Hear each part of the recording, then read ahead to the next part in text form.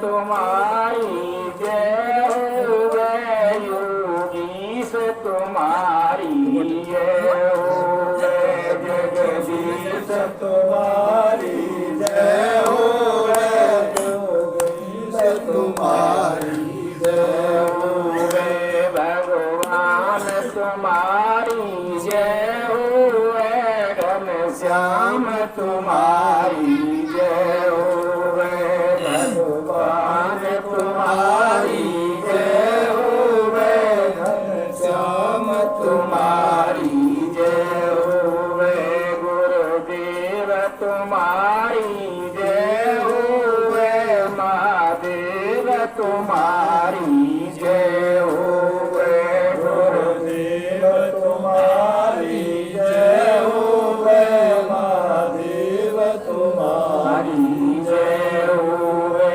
गोविंद तुम्हारी जय होवे गोपाल तुम्हारी जय होवे गोविंद तुम्हारी जय होवे गोपाल तुम्हारी जय होवे। ये सतगुरुदेव भगवान की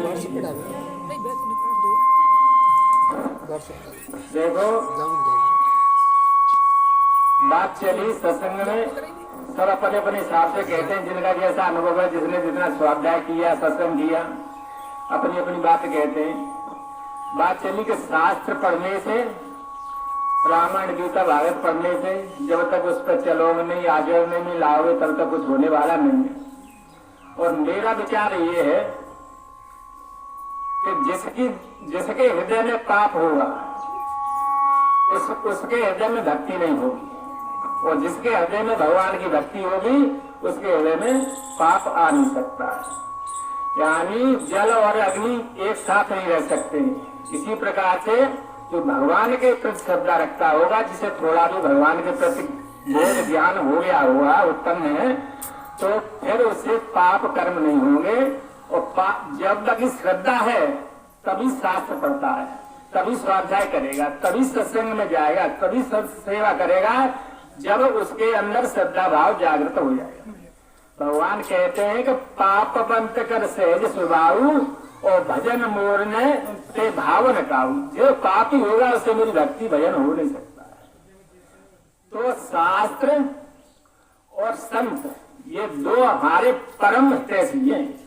अकारण कोई इनको लोभ लालच मोह कोई मतलब इन्हें चाह नहीं ये सबका कल्याण करने वाले होते हैं। तो मैं तो यहाँ पे कहता हूँ और यदि वास्तव में आप लोग स्वाध्याय करते हो आपका मन बेचैन है खिन्न है आप पर कोई आपत्ति है आप शास्त्रों को खोल लीजिए रामायण गीता भागवत में आप चले जाइए चिंतन मन में चले जाइए तो मुझे तो भाई शांति मिलती है। मैं आप लोग अनुभव करके देख लीजिए कष्ट का निवारण होता है। जब संसार में आपको बेचैनी पैदा होती है संसारी स्वार्थी है संसार के लोग मतलब तुम्हारे कष्ट को दूर नहीं कर सकते हैं परम कैसी तो और निस्वार्थ तो बोल परमपिता परमात्मा है और संसार तो सब स्वार्थी है। तो जब ये क्या किसका काम करते हैं ये शास्त्र हमारे स्पीड ब्रेकर का काम करते हैं जो रोडों पर स्पीड ब्रेकर लगे होते हैं। जब आपका मन संसार में विचलित होगा जब आप मतलब विचारों में जाओगे जब दुष्कर्मों में जाओगे तो ये शास्त्र तो वहां पर रोकेंगे आपको शास्त्र रोकेंगे और आपको गलत कर्म करने से बचाएंगे। एक छोटा सा उदाहरण दृष्टांत समझ लीजिए राजा भोज थे तो उनके शासन में राज्य में एक ब्राह्मण बहुत विद्वान जो शास्त्रों के ज्ञाता थे। तो ऐसा हुआ देवगति से उनके यहाँ घोर गरीबी आ गई विपन्नता आ गई तो लड़की शादी के लिए रहे। उनने सोचा कि क्या करें तो उनने सोचा कि राजा के यहाँ चलो राजा भोज के यहाँ चलो उनके महलों में जाकर चोरी करेंगे लड़की की शादी हो जाएगी। उनके विचार बन गए वो चले गए जैसे ही शाम के टाइम में वो दरबार में भीड़ आए तो घुस गए अंदर। अब रात्रि के समय जैसे महलों में वो चांदी के उसमें जाए हिराने में जाए हाथ डालें शास्त्र ज्ञान आ जाए कि पूर्ण का सुख दुख कर दाता निज कर्म भोग सब उठाता, कर्मों का भोग है। उनको गीता गया का ध्यान आ जाए, जब सोने के उसमें जहाँ सोने का हाथ डाले और फिर उनको ध्यान आ जाए कि उनको ध्यान आ जाए कि भगवान कृष्ण कह रहे हैं कि कर्मणा जायते जंतु कर्म में विलियते सुखम दुखम भय क्षेमम कर्मण्येव प्रबद्धति। यानी भगवान कृष्ण कह रहे हैं कि कर्म ही सुख देते हैं, कर्म ही से जन्म मरण होता है, कर्म ही से भय उत्पन्न होता है और कर्म ही से मुक्ति होती है।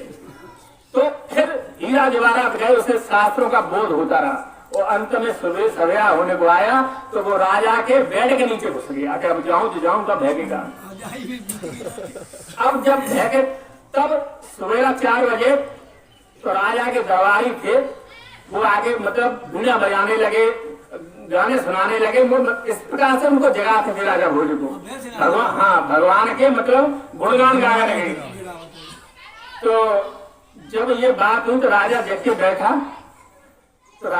बैठा, तो उसने मतलब कहा कि देखो मैं कितना सौभाग्यशाली हूँ, मुझे कितने सुख आनंद है।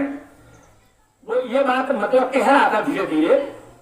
तो नीचे से वो पंडित जी महाराज बोल रहे हैं कि राजन तुम सौभाग्यशाली नहीं, तुमने जो कर्म किए उनका भोग हो रहे हो, तुम अच्छे कर्म करके आए हो। तो बोला राजा बोला कि कौन बोल रहा भाई, तुम निकल के बाहर आओ।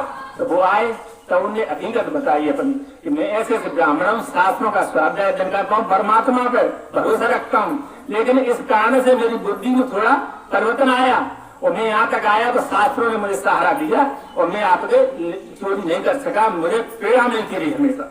राजा उसकी सत्यता की बात को, मैंने सत्य को बनाया, सुनकर के बहुत खुश हो गया और उसने उसे दान दिया बहुत कुछ और प्रसन्न मतलब उसको विदा किया। कहने का मतलब यह कि शास्त्र हमारे ऐसे नहीं, संत हमारे ऐसे ही नहीं, इनसे ही मुक्ति और कल्याण होता है। बात कही थी इन्होंने कि दावत में नेता आएगा तो उसके आगे पीछे लग जाएंगे, खुदा महीने के ज्ञान को देखो। ये बात व्यवहार में जगत व्यवहार में बैठ के की जा रही है। वो ज्ञानी नहीं है, वो ज्ञानी नहीं जो भेद रखता है। जो ये मंत्री जी है और ये चपरासी है, जो ज्ञानी होगा ये बात चली तो ये चली भौतिक जगत में, भौतिक वो ज्ञानी नहीं होता है। आध्यात्म में और भौतिक में अंतर है। ये जगत व्यवहार में जो क्रिया होती हैं, लेकिन जो ज्ञानी होगा, जो महापुरुष होगा, उसके ये कर्म छूट जाएंगे। कर्म भगवान के गीता में 2 तरह की विधा बता रहे हैं। वो कह रहे हैं कि लोक समदोदा निष्ठा पूरा पुख्ता मार्ग है।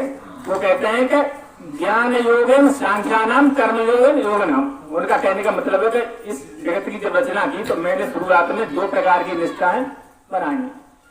जो ज्ञानी है, ज्ञानी का मतलब ये है जिसने तत्व ज्ञान को समझ लिया है।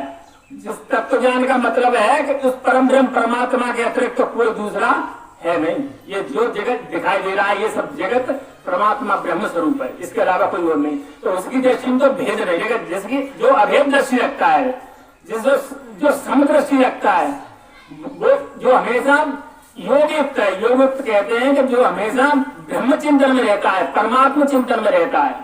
संसार में रहते हुए भी देहात्म बुद्धि खत्म हो गई उसकी, वो शरीर नहीं रहा उसके। वो तो उसके लिए तो न कोई राजा है न कोई फकीर है, तो वो ही मुक्त है। तो वो फिर हमें चर्चा नहीं करनी चाहिए। तभी तो भगवान कह रहे हैं, कृष्ण भगवान कैसे से कह रहे हैं कि जब हमारी संन्यास्त, वो कह रहे हैं संन्यास्त श्रवण को आते हैं। जो सन्यासी हो गया है उसके बाद वो ही वेदांत का उसका उस तत्व का सुनने का अधिकारी है।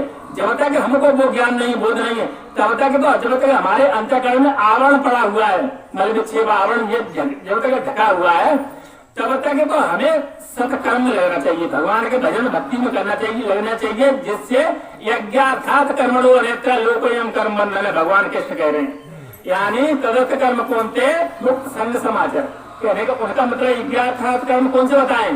यज्ञार्थात कर्म बताए कि निष्काम भाव से कर्म किए जाएं, कामना रहित होकर के कर्म किए जाएं। मनते सकल वासना भाजी केवल राम चरण में लागी। जब ये स्थिति आ जाएगी, कामना हमहीन हो जाएंगे, हमारा चित्त वासना रहित हो जाएगा, तब समझ लीजिए हम उसमें जा रहे हैं उस स्थिति में। तब तक तो हमें कर्म करते रहना चाहिए, हमें कर्म का अधिकार है, तो हमें कर्म करो और इससे हमारा अंतःकरण शुद्ध हो जाए। अंतःकरण शुद्ध होने के बाद तब हम उस स्थिति पर जाएंगे जब तब हमको वैराग्य होगा। ये संसार रूपी वृक्ष हमारा तब कटेगा जब हमें वैराग्य हो जाएगा। जब तक हमें वैराग्य नहीं है, जब तक हम इसमें लिप्त हैं, हम जब तक अपने शरीर में कोई सत्य मान रहे हैं, आप इन सब प्रपंच को सत्य मान रहे हैं, हमारी बुद्धि जब तक इसमें घुसी हुई है तब तक हमारा कल्याण नहीं हो सकता है। ये संसार रूपी नदियां बह रही है, माया की नदियां बह रही है, ये इतनी ऐसी है, दोनों धाराओं बहती है, उल्टी भी बह देती है, सीधी भी बह देती है। कैसे? ये कृष्णा नाम की नदी है और जब हम चाहते हैं कि इसको पार कर जाए, जब कोई भक्ति में घुसता है तो ये काम तो वो हमारे ये 5 विषय हैं, शब्द रूप रस गंध, ये हमको खींचते हैं। ये काम क्रोध लोग सबको किनारे पे खींचते हैं। जब हम पार होना चाहते हैं ये पार नहीं होने देते हैं। हमारा जीवन, आप सबका जीवन ऐसे है जैसे नदी के किनारे पे कोई वृक्ष खड़ा है और वो वृक्ष लहरों की टकरा टकरा कर जड़ें खुल गई है, पता नहीं किस क्षण धराशायी हो जाए, हमारा पता नहीं है। तो कहने का मतलब ये है कि हमारे शास्त्र यही कहते हैं, भगवान यही कहते हैं, देखो हम आप समझ नहीं पा रहे हैं, हम आप इस जगत प्रपंच में भूले हुए और इसी हमारी बुद्धि तुरंत मतलब संसार में फंस जाती है, वो हमारी नहीं फंस जाती है। भगवान कह रहे हैं इस बात को कि बड़े बड़े ऋषि मुनियों की बात वो कह रहे हैं कि जिन बड़े बड़े ज्ञानी यानी हरि माया बलवंत भवानी और जे मोए कवन से ज्ञानी, यानी इसमें सबको मोह लेती है। और ऐसे ही ये तो हो तो कौन थे, भगवान कैसे कह रहे हैं, ये तो हो तो कौन थे और इंद्रियाणी प्रमाथी हरंत प्रभम मन जबरदस्ती ज्ञानियों के मन को भी खींच के संसार में पकड़ देती है। ये विषय इतने प्रबल हैं, ये विषय हैं